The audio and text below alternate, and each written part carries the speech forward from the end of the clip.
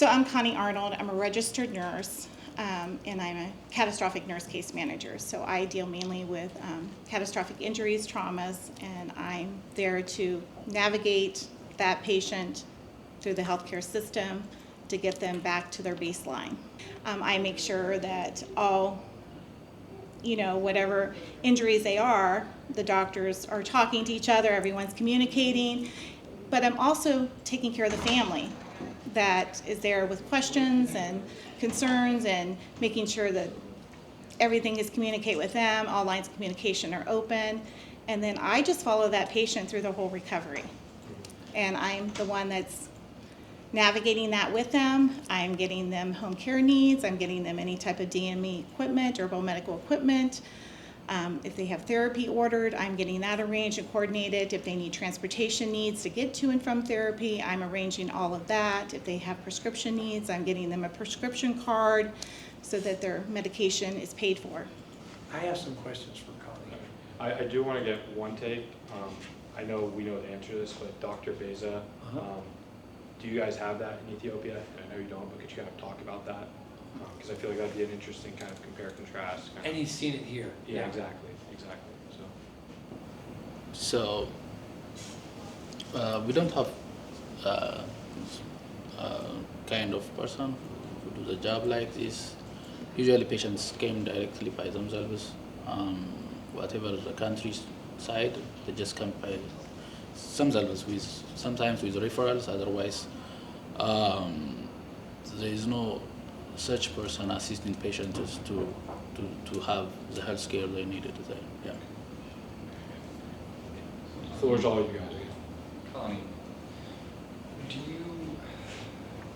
you act as a representative of patients. Do you do that as a representative of a hospital? Are you part of KU Health Systems?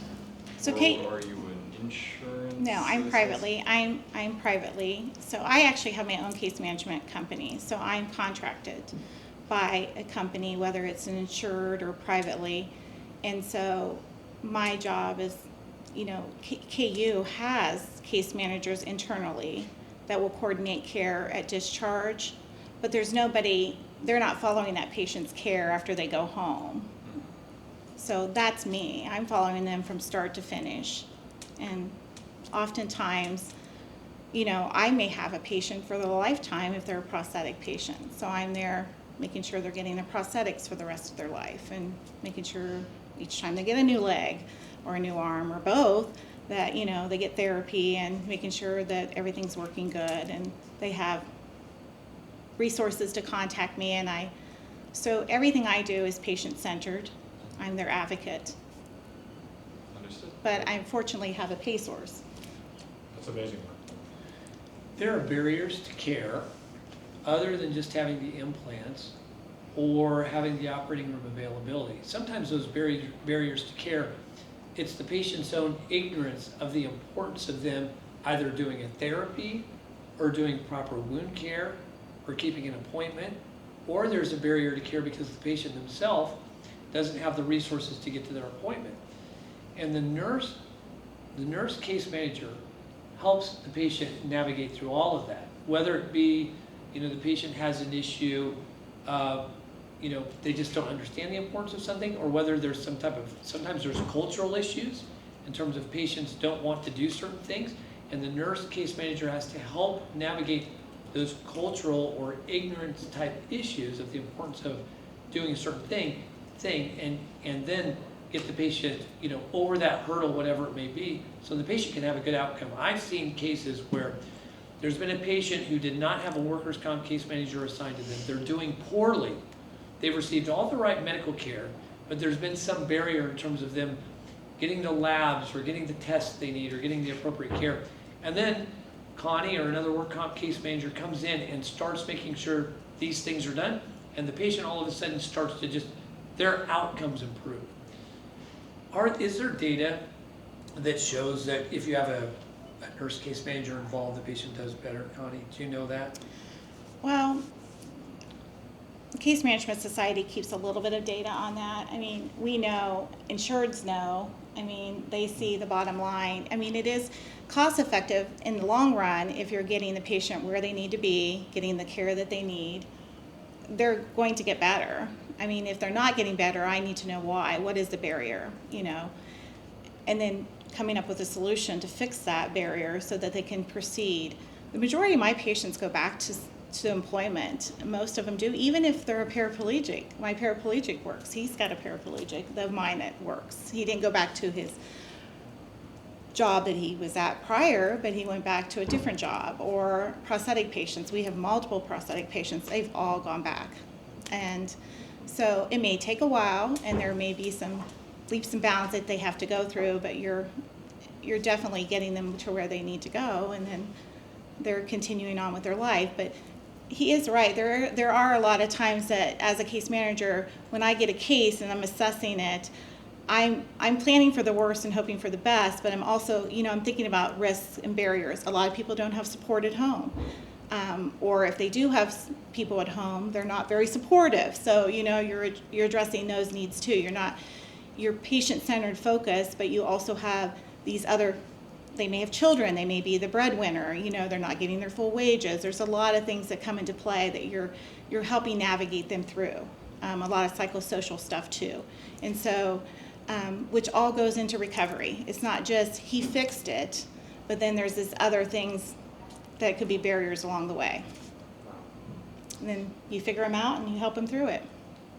It's so good, Connie, what you're saying. I have seen patients who don't have the support that a nurse case manager provides, and they suffer an injury. They have to work for their family, and because of that, they don't adhere to their activity restrictions. Maybe they had a significant injury in their lower extremities and they're not supposed to walk for 8 weeks, but they feel like they need to support their family because they're financially stressed, and they go back to work too early, and then they take all the work that we've done and they turn it for the worse, and it can end up with a catastrophic complication, a horrible infection, a loss of a limb. So it's having a case manager to make sure people get money, they're fed, they do their therapy. I don't think it can be stated enough how important that is.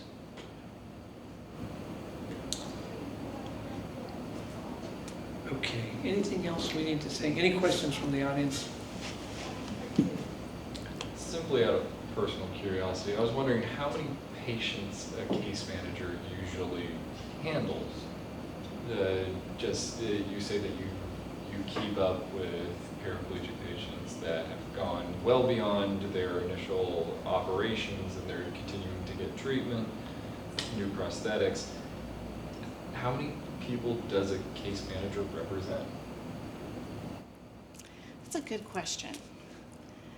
I don't sit down and count my patients, and I know that sounds really strange, but I mean, I have patients that, you know, just need me once or twice a year, you know, so I still have a file on them that I keep for, you know, but I don't ever turn a patient down that's referred to me.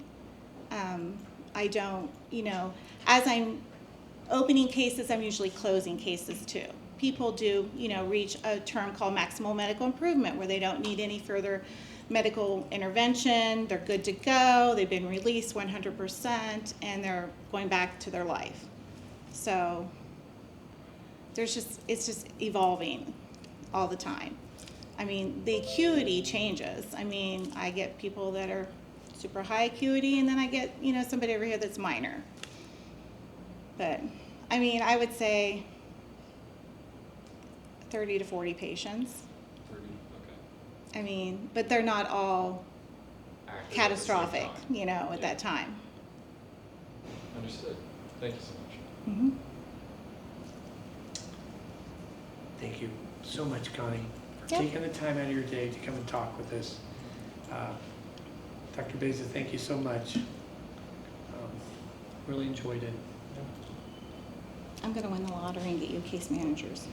Yeah, Yeah. we need to start finding a way to develop that.